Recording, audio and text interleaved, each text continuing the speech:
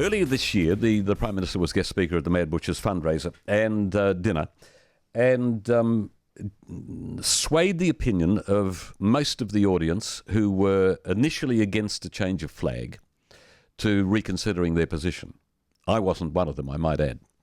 But on that basis, plus the fact that the flag got mentioned earlier in the week, we decided we'd have a few words with the Prime Minister. Good morning. Leighton, good morning.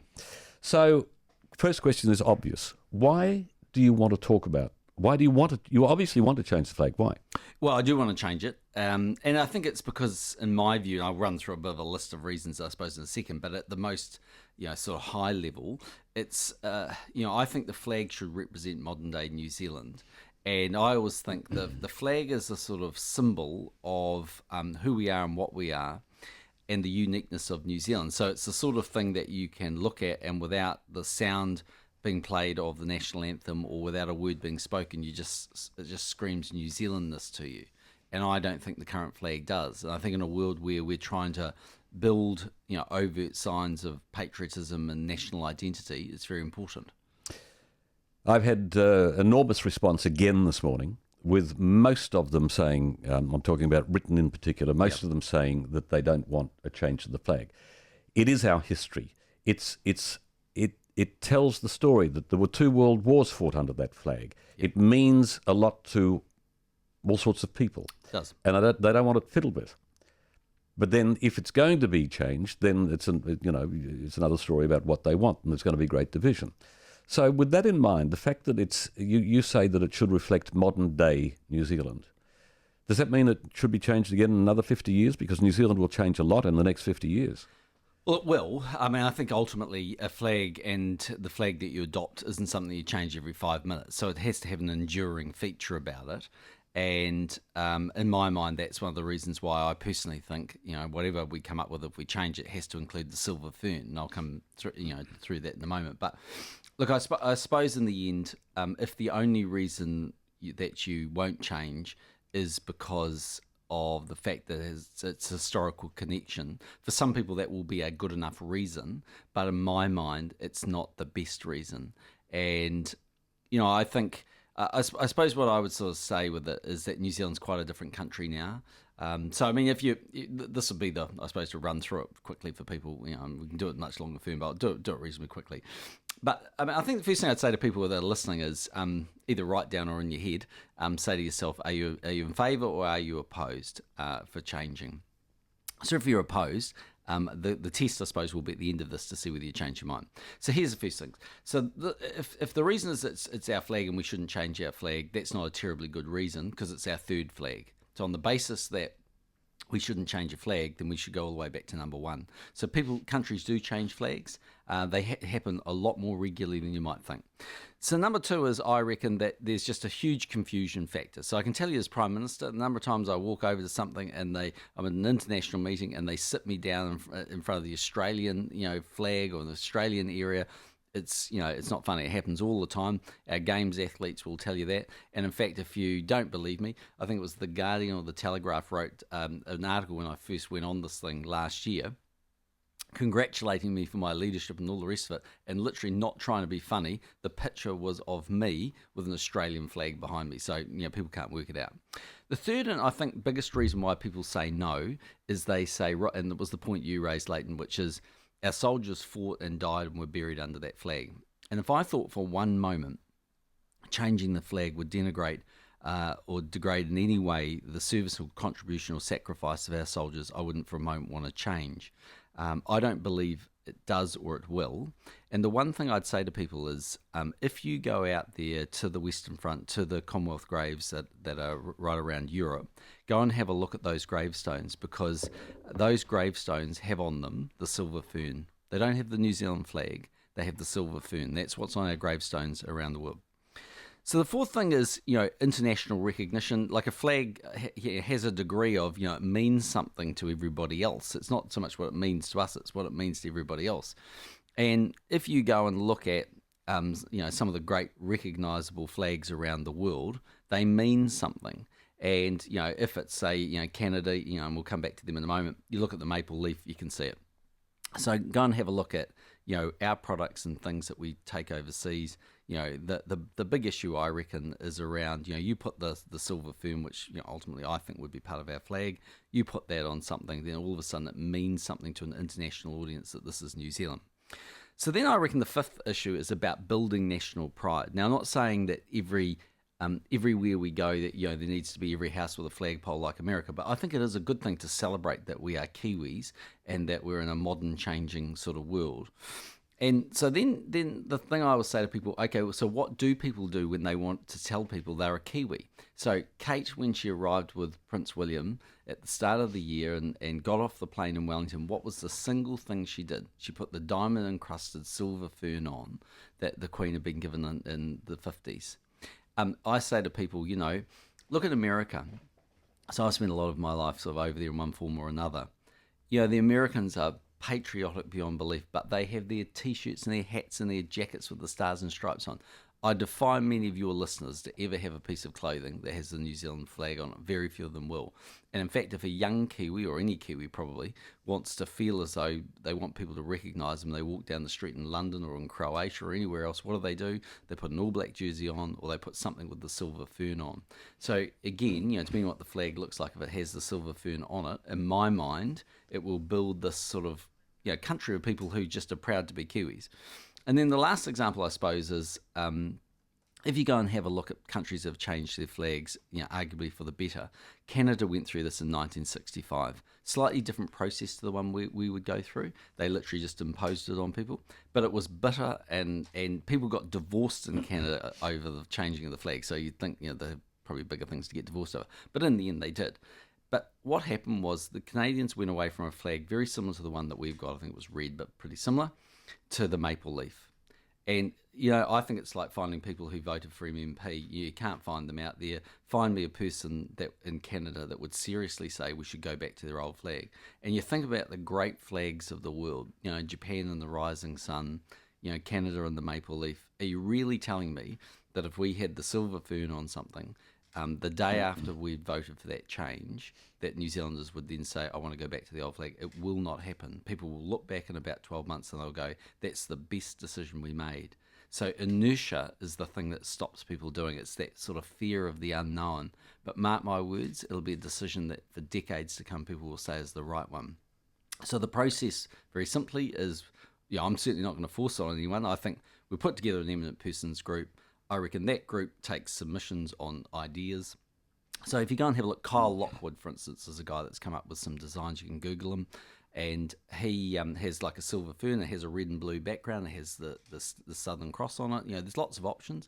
So I reckon they pick about 3 or 4, and then you will all have to vote, irrelevant of whether you want to change or not, the one that you like the best. So let's say there are A, B, and C, and for want of an argument, A gets 50% and B gets 25 and C gets 25.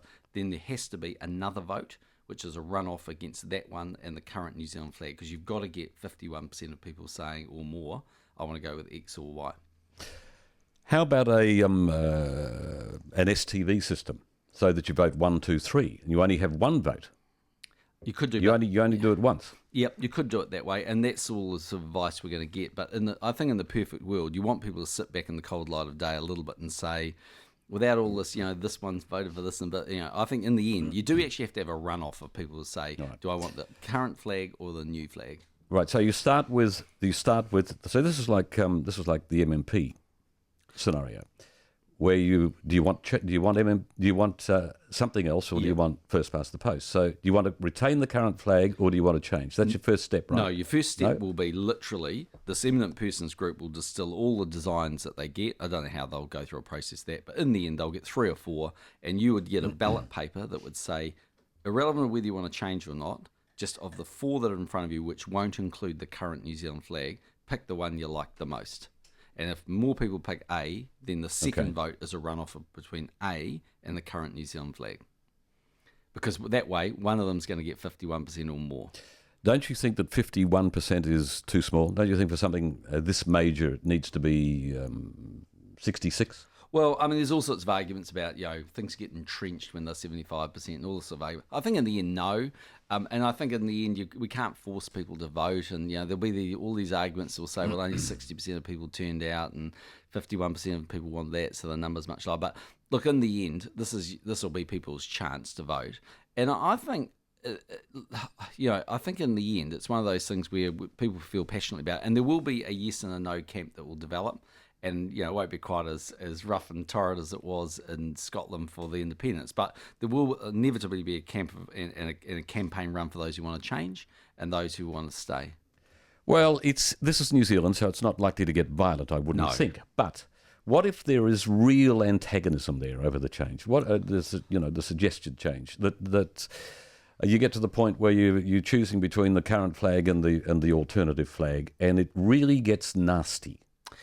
Well, inevitably, there are always going to be some people who are going to put up their side of the argument and in fear of either losing or whatever, will probably have undertones that are not that pleasant. I mean, that's the inevitability of politics. I mean, that happens all the time, whether we're doing welfare reform or, what tax rate should be. But my view on this one is that, I think New Zealanders will take a moment to reflect, and I think if they think about all the points I was making, so let's think about the counter arguments for that. So what are the counter arguments for keeping the flag? They are literally that it's our flag and it's been around for the better part of 100 years. There's a lot more emotion than that, I think. The 2 world wars. But if you think about those world wars, for a start off our services, as I said to you, they have their own flags and things, but putting that all to one side, I think the greatest point of all is that when those incredibly brave soldiers sacrificed their lives to support our country and the democracy and freedom that we know, the biggest honour we could pay them was to put the silver fern on their gravestone. And that was to us what it meant to be a New Zealander. That is, so when I stood there, and I've stood there on the Western Front at those graveyards, and I've been in a place like Burma or Myanmar with those gravestones that are there, and you look there for a moment, and you take a second just to reflect on those individuals and our history as a country and the sacrifice and the terrible conditions those incredibly brave soldiers went through. You just look at that silver fern, and to me it says that's what being a Kiwi is all about. Just quickly, the confusion with the Australian flag. The Australians are going to be, I would suggest, the first to move to a republic. Yeah. Right? So when they move to a republic, they will change the flag at the same time. They will. They will. So then we don't have confusion any longer. Yep. So your best answer is that maybe Australia's going to do something a bit different on its constitutional arrangements. For a start off, it's not clear they're going to change anytime soon. I mean, William and Kate have certainly made the royal family a lot more popular again. And those numbers for looking to become a republic have come back. I mean, it has to be seen against the context of I am the biggest constitutional monarchist you'll find. I don't think we should be replacing the head of state with someone elected from New Zealand. I think the Queen, and therefore her representative, in this case, Sir Jerry Mataparai, do an outstanding job. So in my mind, I don't see any, some people say, well, that's just, you're just being a bit cute about all this stuff. It's a way of becoming a republic. That's not the case. But what I do think is we're a modern young country. We're multicultural, outward-looking. New Zealanders are becoming increasingly keen to show their overt signs of patriotism and build a sense of what it means to be a New Zealander. And if you look at somewhere like Auckland, 1 in 3 people who live in this city weren't born here, weren't born in New Zealand. So in a way, it binds us together. And I think you saw that with the Rugby World Cup, and people will say, oh, yeah, okay, but it's because the All Blacks have the silver fern. But people didn't walk down the street with the New Zealand flag. People walked down with all sorts of flags, but in the end it was the silver fern. Let me make this comment to you. You have, I think, whether I agree with you or not on issues, you have fairly cleverly negotiated your way through some very controversial issues over the 6 years that you've been Prime Minister. People still refer to the smacking thing and what have you, but you've negotiated your way through it, as far as I'm concerned. Now you're taking on something that I believe will be very controversial. You're taking it on, and it's going to be around you. You're the cause of it. So the backwash could be unpleasant. Yes. So why do you want to do that? Yeah. So, okay, isn't the point here, though, that sometimes there are just issues where I think you have to say, well, they're worth fighting for, because the long-term implications of them could be quite significant. And people would sit there and say, is this the most important issue really? This guy thinks this is, bigger than the economy or the environment or poor children or whatever. And of course I don't. I mean, in the end, that's why I took it off the process around the election, to say, the election should be about the economy, law and order, health, education and the likes. But I just think it's one of those things where someone has to run it, and the only person who can realistically run it, because Lloyd Morrison gave it a damn good go and couldn't get there, is a person that's in my position. And I do think it's one of those things where I'll probably cop a lot of flack, and there'll be some people who will be very unpleasant about it, and there'll certainly be some people that will vow and declare never to vote for us again if we push this through. But on the other side of the coin, I genuinely think it's one of those things where if we do it and we get it right, people will look back in years to come and go, that was really the right call. And for New Zealand, I'm trying to build national identity. See, one of the things I've always thought in the time that I've been Prime Minister is I've just tried to instill confidence in New Zealanders, because it's what I said during the campaign, the times when we got a chance. New Zealand's an amazing country. We should be proud of it. And I think we want to continue to build that pride in our youngsters. And I think they will run around with hats and T-shirts and all that sort of stuff, and we will start going overseas with cool T-shirts with the flag on, and we won't under the old flag. A lot of accusation that this is, for you, a legacy issue.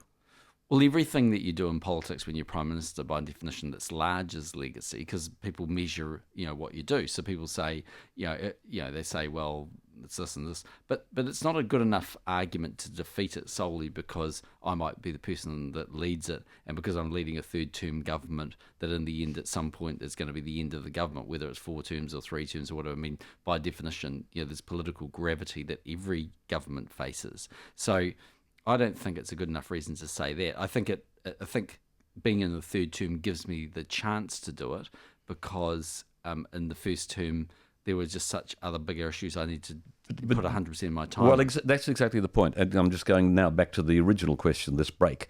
And that is this not likely to turn out to be too big a distraction for you, who should be concentrating on other things?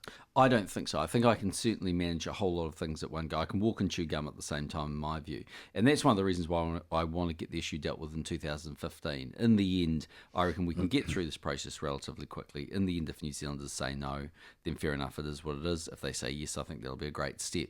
But there'll be plenty of time to do other things. There are a couple more things, and I want to do it briefly as I possibly can.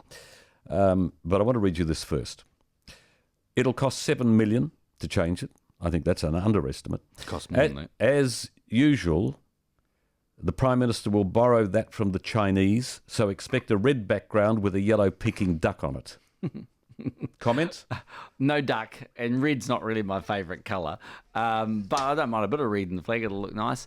Look, in the end, we'll be back in surplus this year. But look, I just go back to one of the reasons, obviously, is that if you have a silver fern, and let's say that's the recognisable symbol, and it's on so many products we sell into an international market now, that's got to be worth over time a huge amount of money to New Zealand. Because let's say you pick up an item of clothing.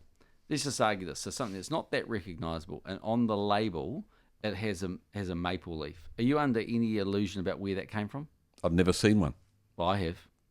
Like when you buy your maple syrup that no doubt you smother over your hotcakes and pancakes on Sunday morning, don't you just look for the tick of quality that's from Canada? No, because I don't have pancakes. Well, you need to get out more. I'm sorry. Well, I can't walk to the local cafe from where I am. All right, now, you'd be a bit of a walk. No, you wouldn't sneeze. Right. I'm going to leave it, because if I don't, then the morning will get away, and I've got some stuff that we need to discuss.